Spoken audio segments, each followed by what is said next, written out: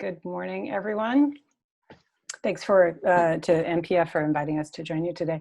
I'm going to give you a brief overview of CRP, though you may know us as Open Secrets, no space, please. And you can cite us in either way. And then I'm going to turn it over to Dan Auble and rejoin you for the Q&A. So a little background. This is our 37th year of conducting nonpartisan research on money and politics, primarily campaign contributions, and policy, primarily lobbying. We were founded by former Senators Frank Church, a Democrat of Idaho, and Hugh Scott, a Republican of Pennsylvania. We are not a campaign finance reform organization, though we do advocate for one thing, and that is transparency, because we can't do our job and you can't do your job without meaningful access to timely public records. We're at a decisive point in our nation's history, and especially given the mushrooming partisan news sites all across the country, powerfully displayed in the Duke DeWitt Center report this week based on Columbia Tow Center data, and mis and disinformation campaigns. The voters can't do their job without effectively representing their interests and the national interest without access to the facts. So we work to help them and to help you help them. We have a staff of just under 20. Our budget is just over 2 million.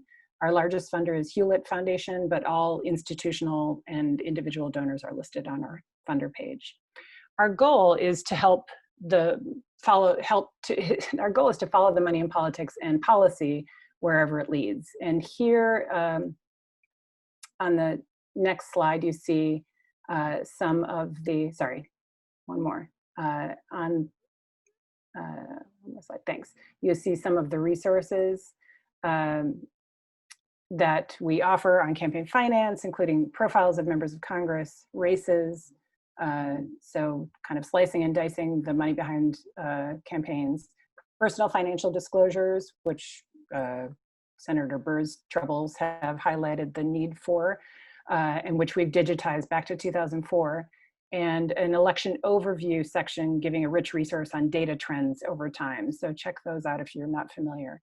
Over the years, we've followed hard money, soft money, 527 organizations, legal defense funds, convention donors, inaugural expenditures, how the committees use their cash and who benefits, including scam PACs, and now super PACs, hybrid carry PACs, and politically active non-disclosing nonprofits or dark money groups, all of which we term outside spending groups.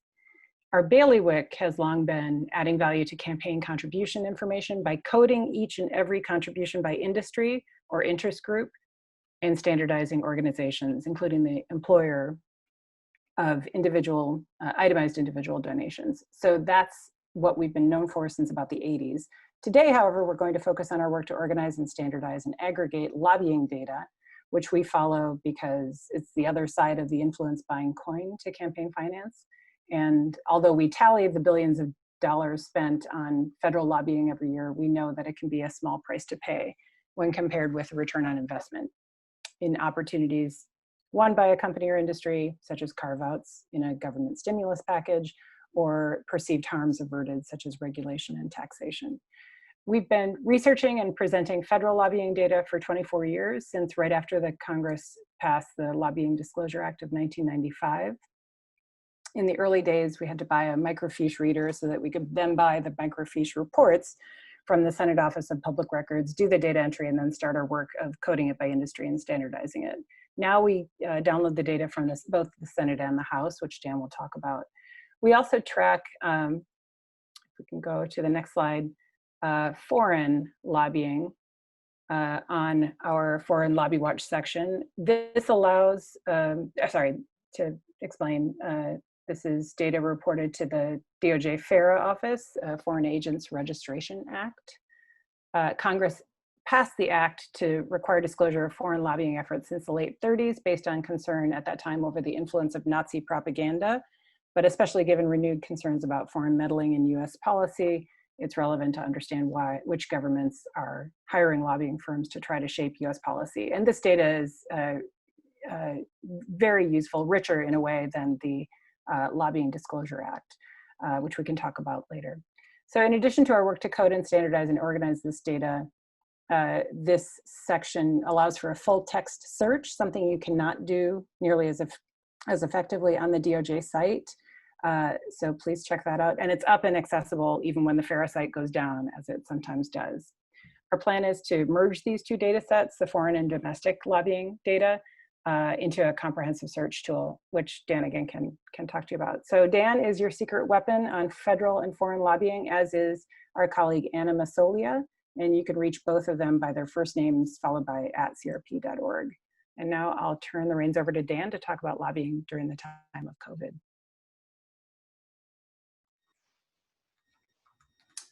Thank you, Sheila. So today I'll cover a little bit about lobbying in general, the big picture trends in lobbying historically, and things to keep in mind when covering lobbying issues. We'll also talk about what went on during the first kind of inflection point of this coronavirus crisis, especially in March and April when a $3 trillion stimulus / relief / bailout package was put together in just a matter of weeks. And then to close, I'll show you a bit about how to use our site and some of the tools we have, as well as the congressional disclosure sites where these lobbying forms are initially filed. So you'll get an idea of how to dig deeper into these, into the data to find issues. And then of course, we'll leave plenty of time for questions. So with that, I'll start by saying that CRP covers federal lobbying, which is governed by the Lobbying Disclosure Act of 1995, often known as LDA. We do not cover state level lobbying of state houses and legislatures. If you are interested in that, you can visit followthemoney.org. The National Institute on Money and Politics does very similar work to what we do, but they go and collect information from the 50 states. So we cover the federal level, and the LDA covers efforts to influence policy by contacting government officials. And that covers both the executive branch and the Congress.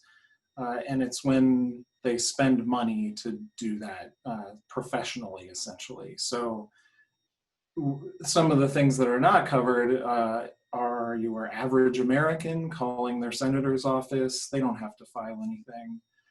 Most advertising, or what's known as grassroots lobbying, is mostly not covered. Grassroots lobbying is encouraging your employees or customers, or most often members of your organization, to call Congress. So a group like the National Rifle Association, for instance, does a lot of that type of activity. And their clout in Washington is based more on that than on their lobbying spending in dollar terms. So just be aware that if you find an organization that has a surprisingly small lobbying figure for that group, especially if it's a membership type organization, you might want to think about other ways that they might be exerting their influence that don't show up so much in the lobbying disclosures. I should also emphasize the distinction between lobbying and campaign contributions. Often the term lobbying gets thrown around and kind of conflates those two things. But the contributions are going directly to campaigns and do not come from the corporate treasury. And all of that information gets reported to the Federal Election Commission separately from this. As Sheila described, we also collect all that and do a lot of work with campaign contributions, but it is kind of distinct though related to all of this lobbying stuff. So there have actually been laws governing lobbying for over 100 years, but we didn't get real meaningful disclosure until about 25 years ago. And since then, the overall trend was a upward slope, and peaking in 2010 at $3.5 billion total spent on federal lobbying. But the 2010s brought an end to the idea that maybe lobbying could just expand endlessly. Over the next 6 or so years, we saw a slight drop in spending most years, and not just spending, but the number of registered lobbyists went down. Both of those were brought on by a variety of reasons, including the economic fallout from the 2008-2009 financial crisis, but also certainly those trends were affected by more kind of inside baseball, Washington things like Congress banning the earmark system, by which a lot of horse trading and deal making was done. And also when Obama came into office, he signed an executive order that instituted stricter rules on how officially registered lobbyists could interact with his administration and whether they could go from lobbying to work in the administration. So that caused especially a lot of people to, whenever possible, not become an officially registered lobbyist. Now, more recently in 2017, we saw things start to rise again. The new administration likely had a lot to do with that. Policies that were non-starters for years under Obama were suddenly back on the table. So for instance, if you were an energy producer or an oil company or something like that, you probably didn't see a lot of value in lobbying the Obama administration on energy regulations, but now suddenly in 2017, you may have new hope for affecting that kind of policy. So that brings us up basically to today. Lobbying spending is back on the rise. The swamp has proven to be more resilient than some expected. And looking at the first quarter of this year, partly because of COVID-19 related lobbying, but also following the general trend that we've been seeing, the first quarter is one that was only eclipsed by the first quarter of 2010, which you'll remember is the year that marked the absolute peak of lobbying spending. So there's a fairly good chance that this year may end up being the year that the most ever has been spent, be a record year. But moving on to kind of more specifically COVID-related lobbying, as COVID tightened its grip on the US this spring and shutdowns started to be implemented in mid-March, Washington lobbying firms put teams of lobbyists on the clock to make sure they were at the table when the inevitable massive government spending decisions were made. And many of y'all are probably familiar with what happened at this point in newsrooms around the country. Every reporter suddenly found themselves in some way on the COVID beat, whether you were in sports or business or local coverage, everything was affected. So we started to get calls and emails from journalists trying to understand and quantify what was happening in Washington on the ground. And since we rely largely on the public disclosures, for which there's a bit of a lag, it was kind of difficult to describe.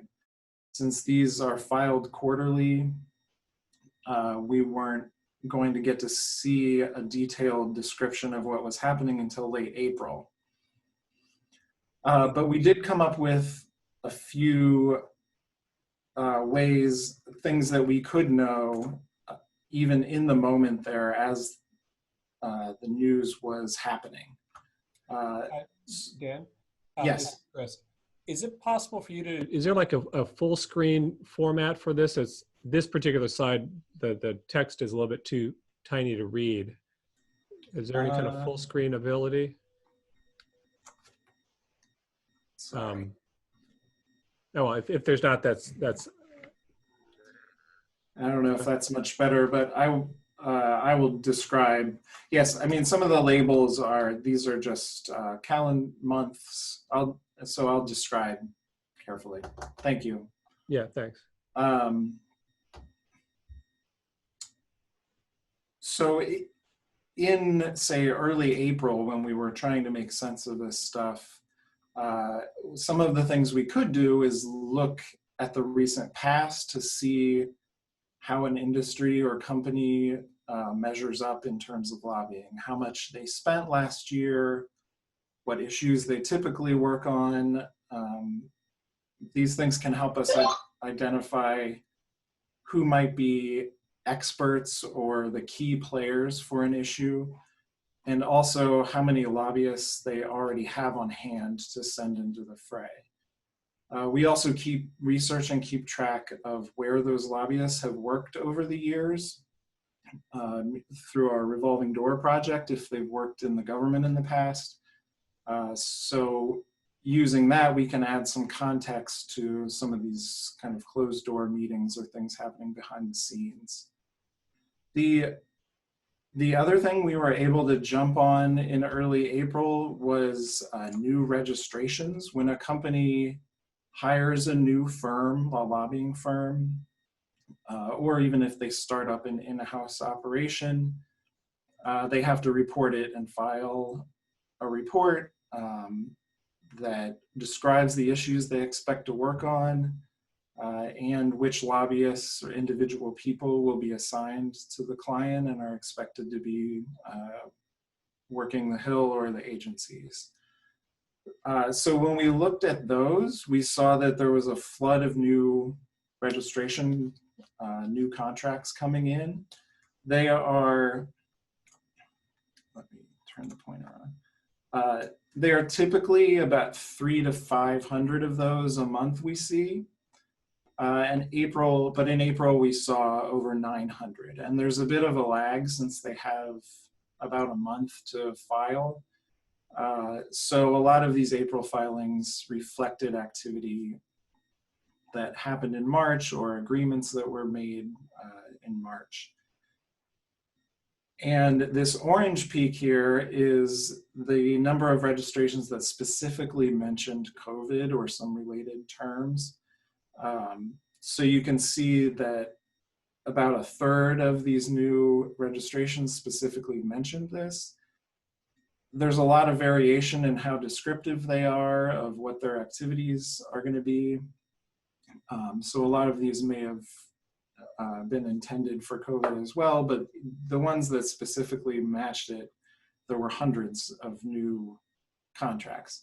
And you know, this doesn't even touch on people who already were lobbying. This is just a way of measuring new interest in the issue.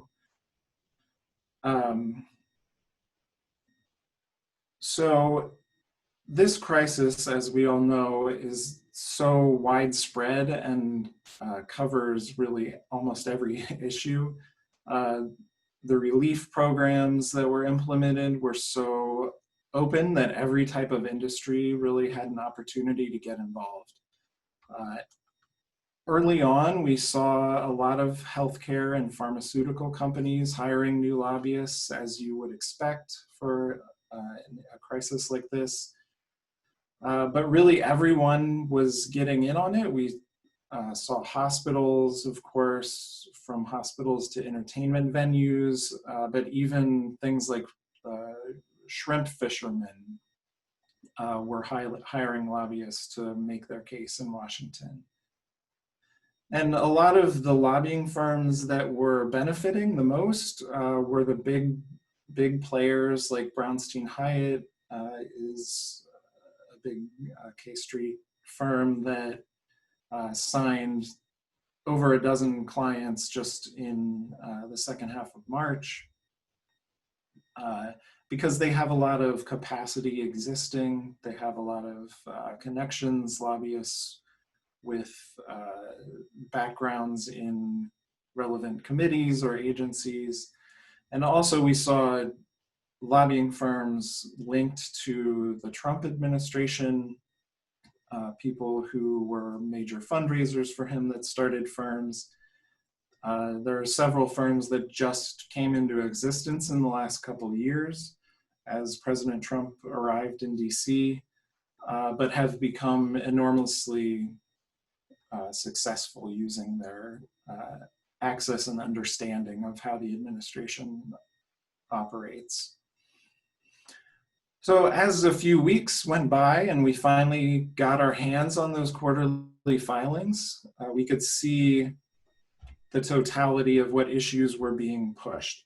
And CRP has developed an algorithm for identifying and pulling out specific bill numbers from the reports, where issues are just described in a big text box, but they are required to mention bills they lobby on. So we've pulled out those bill numbers so we can analyze how much activity is happening on specific bills. After looking at that, we found that the CARES Act, which is circled here, saw almost 1,600 organizations lobby on it just in the first quarter. And remember, while this was talked about since the beginning of the year, it didn't really come to dominate the public consciousness and especially the policy arena until the last month of that first quarter. So that's really a huge bump in organizations lobbying on that bill. Really the only bill that has seen more organizations lobby on it was the Economic Recovery Act back in 2009. Hey, Dan. Yes. If you could go back to that last slide, I just want to ask one question. Yep. Is that number 3 on that? Is that the Tax Cut Act of 2017, and what are number 4 and 5? Right, and then 4 and 5 are the Patient Protection and Affordable Care Act. We usually hear it called the Affordable Care Act, and the America's Affordable Health Choices Act of 2009. Those are basically Obamacare bills that created the Obamacare system.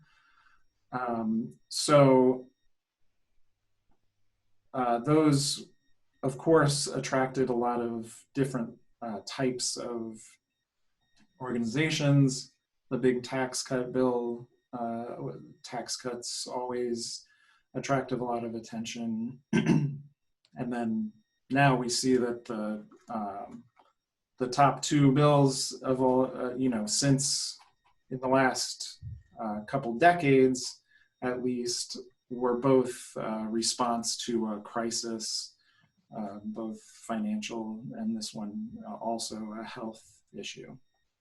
And the ARRA lobbying, that would be spread over at least a couple of quarters, and right now we're just dealing with 1 quarter of CARES. Is that right? That's right. These are annual. So the entirety of 2009 saw 2,000 clients lobbying on it. Okay. For the CARES Act, I'm not quite sure what we're going to see because it passed so quickly, and it actually passed before the end of the first quarter. So I'm not sure if the rest of the year we'll see a lot of people still mentioning that bill in particular, or if they're more likely to be referring to the upcoming likely second bill or other topics. But for instance, the Affordable Care Act, we continue to see that bill referenced sometimes even now because it has been a continued fight on regulations and all. I'm not sure we'll see that with CARES, but that is correct. That's just the first quarter of 2020, and the others are the whole year. Okay, thanks.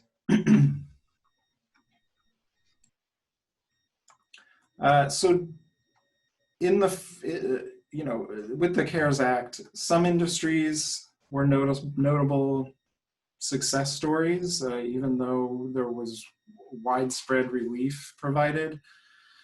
The airline industry got a $50 billion carve out between the airlines and related unions. They spent about $9 million on lobbying in the first quarter and employed more than 200 lobbyists. Another one is casinos, who fought off being excluded from the loan programs, and they spent $7.7 million and had over 260 lobbyists. Hospitals and medical equipment manufacturers also got their own $130 billion grant and loan package. And hospitals alone spent almost $28 million on lobbying and had about 700 lobbyists working the Hill. And those are all just first quarter 2020 figures. And now that we seem to be on the verge of another huge relief bill covering topics that will affect all types of industries that spend millions on lobbying, such as the food processors and their trade groups have pushed to be first in line for any vaccine behind healthcare workers to keep the food system running. Of course, there have been broad coalitions of the National Governors Association, along with unions and trade groups, who have pushed for aid to state and local governments. Business interests in general, led by the Chamber of Commerce, which is a perennial titan of lobbying spending. Almost every year they are the biggest spender. They are pushing for businesses to be shielded from some lawsuits related to the coronavirus. And the airlines are back again, of course, to make sure that they don't get saddled with new regulations about how many seats they can fill or other ways that they operate.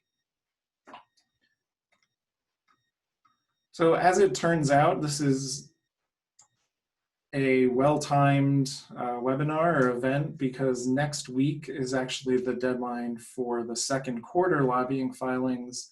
So we'll be able to start looking at what happened in April, May, and June as well. So that deadline is next Monday, the 20th. And CRP expects to have all of the 12,000 or so reports that get filed, processed, and cleaned up, categorized by industry and issue, and updated to open secrets, so that everything in the lobbying section will be up to date with that second quarter information by the end of next week. And then, of course, in October, we'll get the third quarter filings, which is when we'll find out like what is happening right now in July, for instance, and the rest of the second half of the summer. So while it takes us several days to digest and all this information and get it up on the website, right away, even on the 20th, you can visit the websites of the Senate Office of Public Records and the Clerk of the House, where these reports are filed. And really, as they come in, they're more or less posted.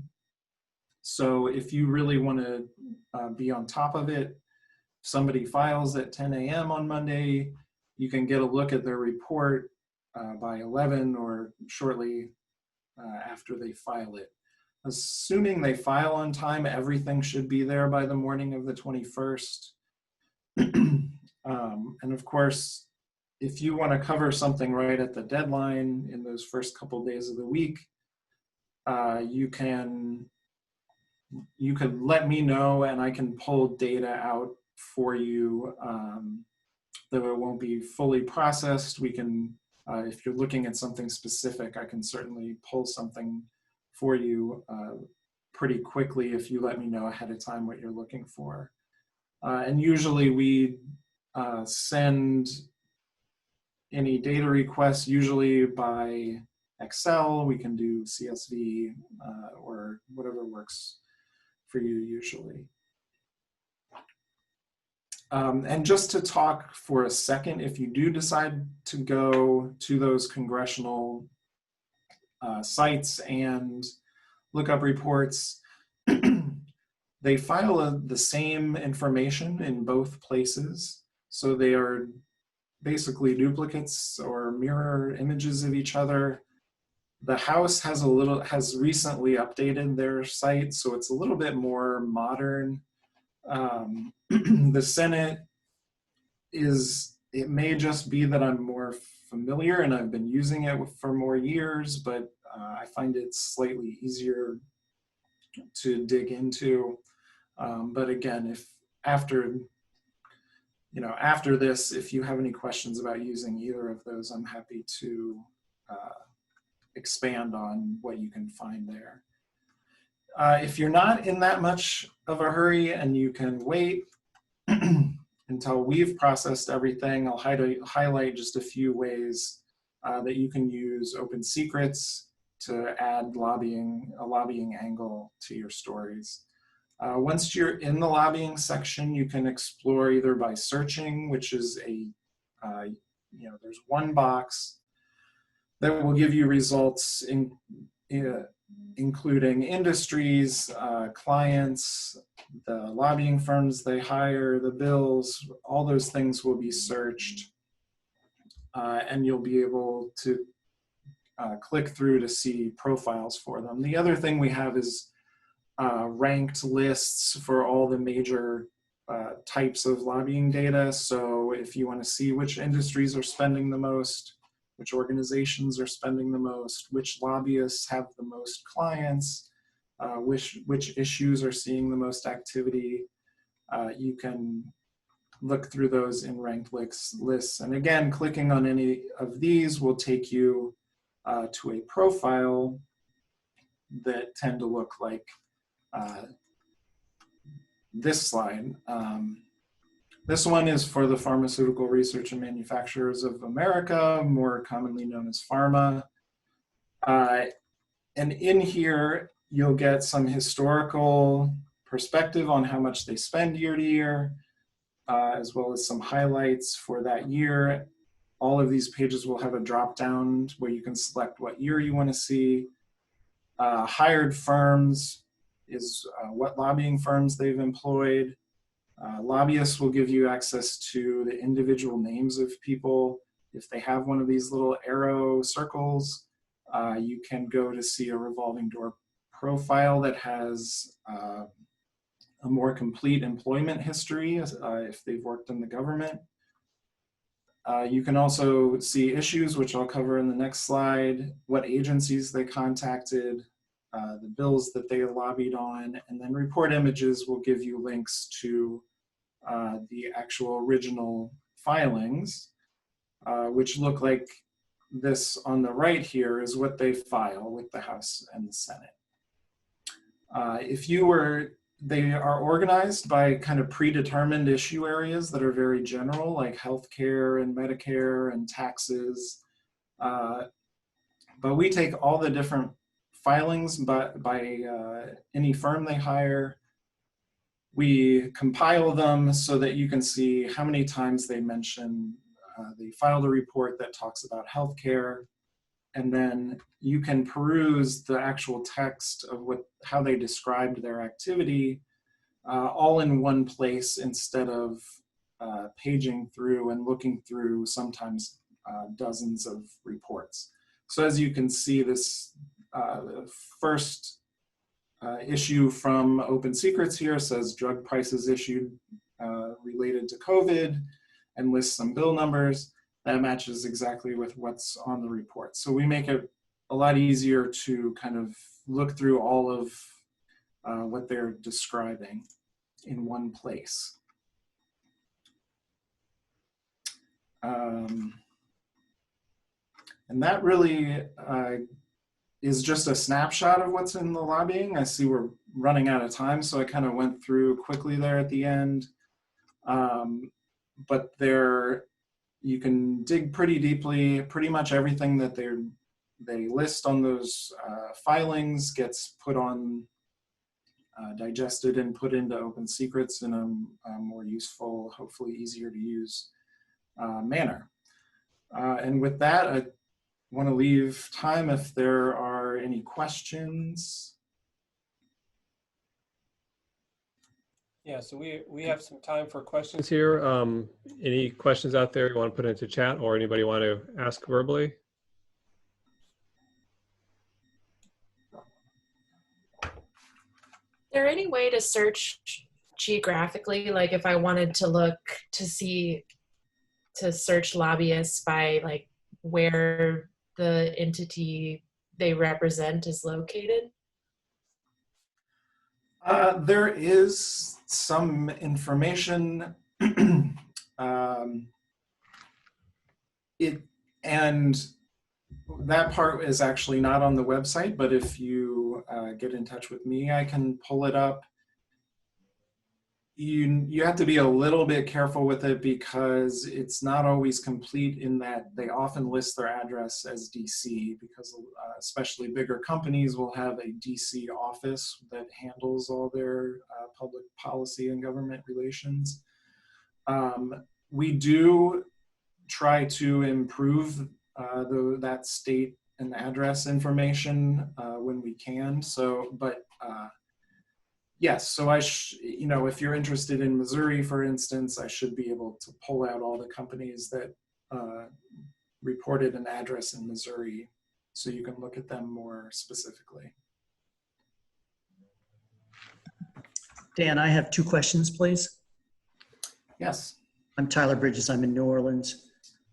My first question is, I want to focus on the PPP and do Louisiana-centric stories, but is there anything that you've come across in your work that anyone who's wanting to go through the PPP money, that anything happen in Congress, a special carve-outs or something that you came across that we should want to make sure that would be part of our reporting that we would look for? That's my first question.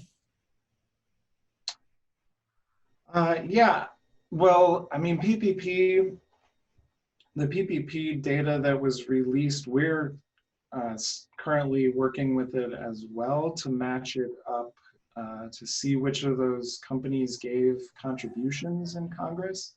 So that would be one way to kind of link things up if you wanted to look at who, for instance, gave to members from Louisiana. And of course, that will also be matched up with our lobbying data. So any companies based in Louisiana, you would want to look at and see what they were reporting, working on, as well as looking at, companies and especially trade groups often write letters to Congress, members and committees laying out their positions on issues. So you want to look for those as well, I think, for any issues that are relevant to your local geography. My second question is that there have been some stories coming out about politicians, companies getting money under the PPP. And do you have any evidence that this is special favoritism for certain companies, certain elected officials, or is it simply that the net was cast so wide that so many different companies received money that inevitably, various people, including elected officials, that their companies or companies related to them end up getting money? Well, I mean, the latter is likely, is logical at least. That's a little bit outside of our area of expertise, although we do feel it's important for instance, that we got to find out who these companies were so that we can further investigate whether there's any undue influence there. Sheila, do you have anything to add to that? I'm not aware of evidence that's been compiled that they got a shortcut, and we have not researched that. But we are, as Dan said, about to release, or I'm not sure what the timing is, but soon to release the PPP data on campaign, matching it up to campaign contributions and lobbying. Yeah, I was just going to follow up and ask if you guys have other, I know sometimes in addition to just posting the raw data, you guys do your own reports. I mean, do you guys have plans for reports that we should watch for? Well, the PPP information we just talked about is one. We also, several weeks ago, put up an issue profile for COVID-19, and we have others for things like gun rights and other hot topics, basically. So for one thing, I would keep an eye on that page, which currently talks mostly about lobbying, but we'll be adding reports and reporting and data sets to that page related to COVID. Right now, we're dealing with a bunch of different filing deadlines. For campaign finance, there are filings this week and next week, where we'll find out a lot about contribution information, and of course the lobbying deadline I talked about. Those are kind of the ongoing things. Sheila, is there anything else that we've got planned in the near future? Not on COVID. We do, in addition to doing some articles of our own covering money and politics, we issue long form reports in our report section. Our most recent one was on race and gender of candidates and studying the intersection with money and politics. So if you're on our, if you're not on our mailing list, I encourage you to sign up so you receive notice of those, as well as our articles. We are doing original journalism, but we also, for 37 years, have aimed to help reporters by, doing custom research, which may be quick and simple and free, or if there's something, lengthy, a lengthy project that would require hours or days of one or more of our staff. We sometimes partner with reporters. We also can be hired to do that custom research for you. So, but Dan and Anna are, as I say, gold mines of information, and you should call on them early and often as they'll point you in the right direction. Also, just around filing deadlines, be sure to check in if you're about to publish a story based on our data, as it may, to get the timing to make sure it's not changing before you publish. We have just have time for one more question. We have a question in the chat from Aldo, who's a reporter for the Denver Post. Brownstein is a Denver law firm. Can you talk about how they became so influential in lobbying in DC? Well, I'm not too familiar with their history. I know that they kind of became one of the bigger firms through the 2010s, is about when they had a big increase in income over that period. And I mean, I would have to dig a little more into the history of exactly who they hired and how they managed to do that, but that's an interesting question.